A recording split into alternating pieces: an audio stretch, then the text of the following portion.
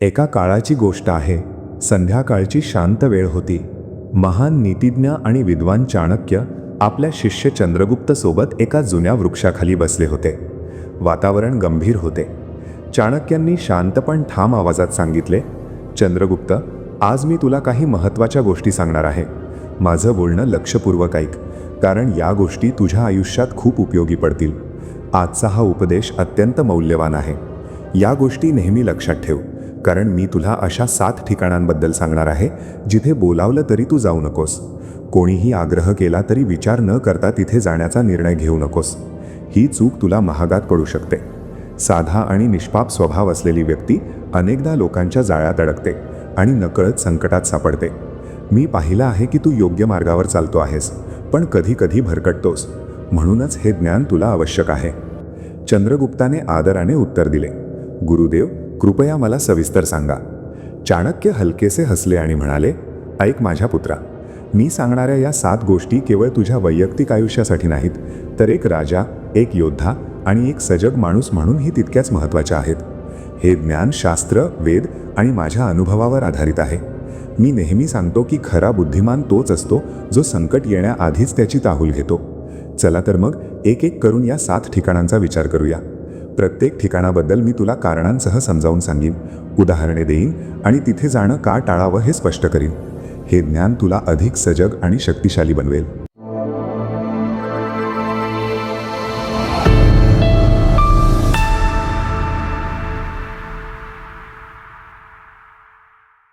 पहिली जागा, जिथे तुझ्या आई वडिलांचा सन्मान होत नाही. चाणक्यांनी दीर्घ श्वास घेतला आणि सुरुवात केली. सर्वात आधी चंद्रगुप्त ऐक. जीवनात सर्वात मोठे धन काय आहे? इज्जत, सन्मान. ती जागा जिथे तुझा सन्मान नाही, जिथे लोक तुला तिरस्काराच्या नजरेने बघतात, अपमान करतात किंवा तुझ्या असण्याला हलक्यात घेतात, तिथे पूर्वतयारीशिवाय पाऊल टाकणे मृत्यू समान आहे. का? कारण माणसाचे मन इतके कमकुवत असते की अपमान त्याला तोडून टाकतो. एक राजा असूनही जर तू अपमानित झालास तर तुझे राज्य कसे चालणार? अपमानाची ऊर्जा इतकी घातक असते की ती तुझ्या आत्म्याला पोखरून काढते, तुझी निर्णय क्षमता कमकुवत करते आणि तुला दुबळे बनवते. वास्तुशास्त्र आणि वेदांमध्ये आत्मसन्मानाला सर्वोच्च स्थान दिले गेले आहे. ऋग्वेदामध्ये म्हटले आहे की व्यक्तीने नेहमी अशा वातावरणात राहावे जिथे त्याचा मान वाढेल, कमी होणार नाही. आधी तिथे कोण लोक आहेत याचा पत्ता लाव. ते तुझे मित्र आहेत की लपलेले शत्रू? वातावरण तुझ्या अनुकूल आहे का? नसेल तर बहाणा करून टाका. सांग की मला काही महत्त्वाचे काम आहे, पण कधीच जाऊ नकोस. या जागा असू शकतात एखाद्या अशा व्यक्तीचे घर जिथे तुला आधी अपमानित केले गेले असेल, किंवा अशी सभा जिथे तुझ्या जातीवर, धर्मावर किंवा पदावर प्रश्न उपस्थित केले जात असतील. जीवन छोटे आहे, वेळ वाया घालवू नकोस. वेदांमध्ये म्हटले आहे, सन्मानाने राहा, अपमानित होऊ नका. अपमानापासून वाच, कारण अपमान विद्रोहाचे बीज पेरतो. अर्थशास्त्रात मी सविस्तर लिहिले आहे की एका नीतिज्ञ राजाने नेहमी आपल्या प्रतिष्ठेचे रक्षण केले पाहिजे, कारण प्रतिष्ठाच राज्याचा पाया आहे. जर तू अपमानित झालास तर तुझे अनुयायी तुला कमकुवत समजतील, तुझी पकड ढिली होईल. शास्त्रात याला असन्मानाचे विष म्हटले आहे, जे हळूहळू शरीराचा नाश करते. म्हणून विचार केल्याशिवाय कधीही जाऊ नकोस. नेहमी मूल्यांकन कर की तिथे तुला आदर मिळेल का, तुझे बोलणे ऐकले जाईल का. नसेल तर अंतर राखून राहा. हा नियम केवळ वैयक्तिक आयुष्यासाठी नाही, तर राजकीय आणि सामाजिक जीवनासाठीही अनिवार्य आहे. एक योद्धा म्हणून तुला नेहमी मजबूत स्थितीत राहायला हवे. अपमान कमकुवतपणाचे प्रतीक आहे आणि कमकुवतपणा मृत्यूला आमंत्रण देतो. वेदांतात आत्म्याच्या पवित्रतेवर भर दिला आहे आणि अपमान त्या पवित्रतेला दूषित करतो. म्हणूनच चंद्रगुप्त, ही गोष्ट खोलवर समजून घे. इज्जत असेल तीच जागा निवड, बाकीच्यांपासून लांब राहा. हे ज्ञान तुला जीवनातील प्रत्येक आव्हानात विजयी बनवेल. अपमानापासून वाचणे हीच बुद्धिमत्ता आहे. नेहमी लक्षात ठेव, सन्मान हीच तुझी सर्वात मोठी ताकद आहे. दुसरी जागा, वेश्येचे घर. चाणक्यांनी तीव्र नजरेने चंद्रगुप्ताकडे पाहिले आणि म्हटले, ऐक वत्सा, जीवनात काही ठिकाणे अशी असतात जिथे प्रवेश करणे म्हणजे आपला आत्मसन्मान आणि आत्मबळ गमावणे होय. त्यापैकी एक म्हणजे वेश्येचे घर. ज्या राजाचा सेनापती वेश्येच्या घरी जातो त्याचे सैन्य दुर्बळ होते. ज्या मंत्र्याचे मन तिथे जाते त्याची नीती भ्रष्ट होते. आणि ज्या प्रजेचा कल तिथे असतो त्याचे राज्य विनाशाकडे झुकते. मनुष्याच्या जीवनाचा आधार त्याचे चरित्र आहे आणि चरित्राचा शत्रू वासना आहे. वेश्येचे घर बाहेरून आकर्षक दिसू शकते. तिथे सुगंध, शृंगार, नृत्य, संगीत आणि क्षणिक सुखाचा भास होतो. पण आतून ते ठिकाण आत्म्याची ऊर्जा शोषून घेणारे, पुण्याचा नाश करणारे आणि पापाच्या वासाने भरलेले असते. चाणक्य म्हणाले, वासनेपेक्षा मोठा कोणताही रोग नाही आणि तृष्णेपेक्षा मोठा कोणताही शत्रू नाही. वेश्येच्या घरी जाण्याचा अर्थ आहे आपले चरित्र पणाला लावणे. कारण तिथे जाणारा माणूस हळूहळू आपल्या इच्छांचा गुलाम बनतो. शरीराचे सुख क्षणिक आहे, पण त्याचा परिणाम दीर्घकालीन असतो. आत्म्याचे तेज घटते आणि मनुष्य हळूहळू आळस, मोह आणि दुर्बलतेत अडकतो. चाणक्य म्हणतात की राजा असो वा सामान्य व्यक्ती, जो वेश्येच्या घरी जातो तो केवळ आपल्या धनाचाच नाश करत नाही, तर आपल्या सन्मानाचा आणि आत्मबळाचाही नाश करतो. कारण वेश्येचे घर केवळ शरीराचा व्यापार करते. तिथे प्रेम, श्रद्धा, निष्ठा आणि पवित्रता नसते. ते स्थान मनुष्याच्या मनाला मोहजालात बांधून टाकते आणि हळूहळू त्याला अधोगतीकडे ढकलते. शास्त्रे सांगतात की धर्म, अर्थ, काम आणि मोक्ष हे 4 पुरुषार्थ आहेत. पण कामाचे स्थान केवळ धर्मसंमत आहे. जेव्हा काम धर्माची मर्यादा ओलांडून वेश्येच्या घरी पोहोचते तेव्हा धर्म नष्ट होतो. आणि धर्म नष्ट झाला की उर्वरित 3ही टिकत नाहीत. वेश्येच्या घरी जाणाऱ्याकडे समाज आदराने बघत नाही. त्याची प्रतिष्ठा धुळीला मिळते. आणि चाणक्यांनी आधीच म्हटल्याप्रमाणे प्रतिष्ठा हीच शक्ती आहे. प्रतिष्ठेशिवाय ना राजा राज्य करू शकतो, ना सामान्य माणूस सुखाने राहू शकतो. वेद आणि उपनिषदे वारंवार आत्मसंयमाचे महत्त्व सांगतात. ऋग्वेदामध्ये म्हटले आहे, मनुष्याचे खरे बोल त्याच्या इंद्रिय निग्रहात आहे. वेश्येचे घर इंद्रिय निग्रहाला भंग करण्याचे केंद्र आहे. तिथे जाऊन साधक आपल्या आतील तपस्येचा नाश करतो. भक्त आणि ऋषींनी नेहमीच या विषयावर सावध केले आहे. जो व्यक्ती ब्रह्मचर्याचे पालन करतो तोच तेजस्वी, दीर्घायुष्यी आणि यशस्वी होतो. तर दुसरीकडे जो वासनेचा गुलाम बनतो तो दुर्बल आणि अपमानित होतो. तिसरी जागा, जिथे मदिरा आणि नशेचे वातावरण असते. तिथे जाणे म्हणजे आत्म्याला अंधारात ढकलण्यासारखे आहे. मदिरा केवळ शरीराला विषारी बनवत नाही, तर मन आणि बुद्धीची मुळे नष्ट करते. क्षणिक सुख आणि उन्मादासाठी माणूस जी किंमत मोजतो ती म्हणजे विवेकाचा ऱ्हास. आणि विवेकच माणसाचे खरे धन आहे. जर विवेक गेला तर राजसत्ता, विद्या, पराक्रम आणि साधना सर्व व्यर्थ ठरतात. आचार्य चाणक्यांनी स्पष्टपणे म्हटले आहे की जे ठिकाण नशेचे केंद्र आहे ते ठिकाण पापाचे घर आहे. तिथली हवाही दूषित आहे, तिथले संगीतही उन्मादक आहे, तिथले हसणेही खोटे आणि पोकळ आहे. अशा ठिकाणी जाणारा माणूस हळूहळू त्याच लाटेत वाहू लागतो. आधी तो फक्त बघायला जातो, मग संगत त्याला ओढून घेते आणि लवकरच तोही त्याच दोषात बुडून जातो. शास्त्रात म्हटले आहे, मदिरा प्रलयम नयती, म्हणजेच मदिरा विनाशाकडे नेते. तिथे गेल्याने केवळ शरीर दुर्बल होत नाही, तर आत्म्याचे तेजही क्षीण होते. जर साधक नशेला स्पर्शही करत असेल तर त्याचे मन कधीच स्थिर होऊ शकत नाही. राजकारणाच्या क्षेत्रात हे अधिक घातक आहे. ज्या राजाचे सैनिक, मंत्री किंवा स्वतः राजा नशेच्या आहारी जातात त्यांचे राज्य लवकरच शत्रूंच्या हाती जाते. नशेने धुंद झालेल्या माणसाचे गुपित बाहेर येते आणि शत्रूला नेमकी हीच संधी हवी असते. म्हणूनच आचार्यांनी चेतावणी दिली, ज्याला आपल्या गुप्त गोष्टींचे रक्षण करायचे आहे त्याने नशेचा आधार कधीही घेऊ नये. आध्यात्मिक दृष्टिकोनातून पाहिले तर नशा आत्म्याच्या पवित्रतेला झाकून टाकते. मनुष्याचा अंतरात्मा, जो दिव्यतेचा स्रोत आहे, नशेच्या धुराखाली दाबला जातो. ध्यान तुटते, प्राणशक्ती विखुरली जाते आणि जीवन एका अंधाऱ्या गल्लीत भरकटते. या कारणामुळे जो व्यक्ती नशेच्या ठिकाणी पाऊल ठेवतो तो स्वतःच्या आत मृत्यूचे बीज पेरतो. आणि हा मृत्यू केवळ शरीराचा नसून चरित्र आणि आत्म्याचाही असतो. म्हणून चंद्रगुप्त, लक्षात ठेव, जिथे मदिरेचा प्रवाह असेल, जिथे लोक आपला विवेक दारूच्या पेल्यात बुडवत असतील, जिथे गीत आणि नृत्य केवळ वासना आणि वेडेपणाला जन्म देत असतील, त्या ठिकाणापासून मैलोन दूर राहा. तिथला एक श्वासही विषासारखा आहे. चौथी जागा, शत्रूचे घर. शत्रूचे घर असे ठिकाण आहे जिथे विश्वासाचे नावही नसते. हे अशा विहिरीसारखे आहे जिथे विष भरलेले आहे आणि जो तिथे जातो तो स्वतःला संकटात टाकतो. शत्रूची गोड वाणी आणि आदरातिथ्य हे एक जाळं आहे जे माणसाला भ्रमात ठेवून त्याचा सर्वनाश करते. आचार्य चाणक्यांनी म्हटले आहे की शत्रूचे घर म्हणजे मधाचे पोळे आहे, बाहेरून गोड पण आतून दंश देणारे. तिथले हसणे कपटाने भरलेले असते आणि पावलोपावली विश्वासघाताची तलवार लटकत असते. जो व्यक्ती शत्रूच्या घरात प्रवेश करतो तो आपली बुद्धी आणि विवेकपणाला लावतो. आधी तो आदरातिथ्यात वाहून जातो, मग हळूहळू शत्रूच्या जाळ्यात अडकतो. शास्त्रात म्हटले आहे, शत्रूची संगत म्हणजे आत्मघात होय. तिथल्या हवेत छळ, तिथले भोजन विष आणि तिथल्या गोष्टी मायाजाल असतात. राजकारणात हे अधिक घातक आहे. शत्रूचे घर म्हणजे अशी जागा आहे जिथे गुप्त योजना बनतात आणि रहस्य उघड होतात. एका क्षणाची असावत्ता राजाला त्याच्या सिंहासनापासून वंचित करू शकते.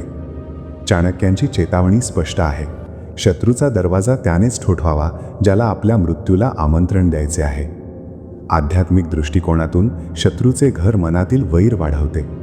तिथले वातावरण आत्म्याला शांती देत नाही, तर अशांती आणि द्वेष देते. जो व्यक्ती तिथे जातो तो आपल्या हृदयात क्रोध आणि सूडाचे बीज पेरतो. हे बीज केवळ त्याच्या जीवनालाच नाही तर त्याच्या आत्म्यालाही विषारी बनवते. म्हणून चंद्रगुप्त, शत्रूच्या घरापासून सदैव लांब राहा.